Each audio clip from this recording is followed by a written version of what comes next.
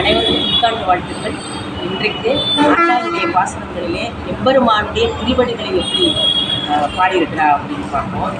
அம்பட உடலுக்கு ஓங்கி உலகளந்த உம்பர் கோமானே அப்படின்னு ஓங்கி உலகளந்த அடி என்று தன்னுடைய 17வது பாசுரம், அதுதான் இன்றைக்கு சொல்லக்கூடிய பாசுரம்.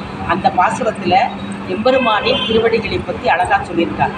அது மாதிரி 3வது பாசுரத்திலே ஓங்கி உலகளந்த உத்தமன் பேர்பாடி அப்படின்னு வாமன அவதாரத்திலே 3 அடியால் தன்னுடைய அடியால் உலகத்தை அளந்த எம்பெருமானுடைய திருவடிகளை பற்றி பாடியிருக்கிறார்.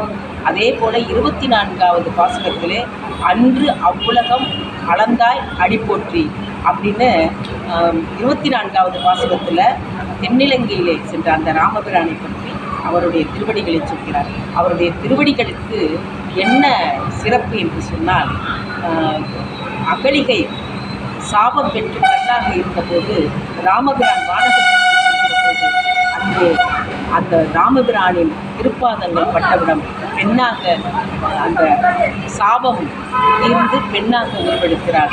அப்படிப்பட்ட சிறப்புடையது அவருடைய பாதங்கள். அதே போல எம்பெருமானுடைய திருவடிகளை வணங்குவதற்கு எல்லா பேரும் கிடைக்கும். ஏன்னா பரதன் அவங்க தந்தையார் ராமபிரானை காட்டுக்கு செல்ல வேண்டும் என்று தன்னுடைய சிற்றனையின் அந்த வரத்தினால் ராமபிரான் காட்டுக்கு போயிடுறாரு.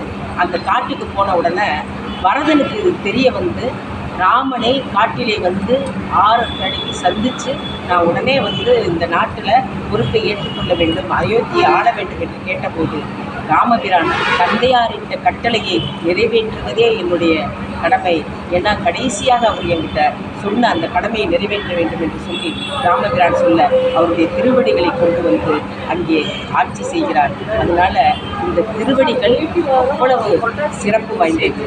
அது மாதிரி வாமன அவதாரத்திலே அந்த 3 அடிகளை அளந்த போது அகந்தை அழிக்கப்படுகிறது. அதனால தான் இந்த திருவடிகளை நாம் எப்பொழுதுமே போற்ற வேண்டும், வணங்குகிற போது. இப்போ இந்த கோவிலில் பார்த்திங்கன்னா அந்த 10 நாள் வைகுண்ட ஏகாதசியின் போது மாலை நேரத்தில் உலா வருவார். அதனால் உற்சவரை எடுத்த உடனே பாதம் தெரியும். அதனால் அவருடைய திருவடிகளுக்கு அவ்வளவு சிறப்பு.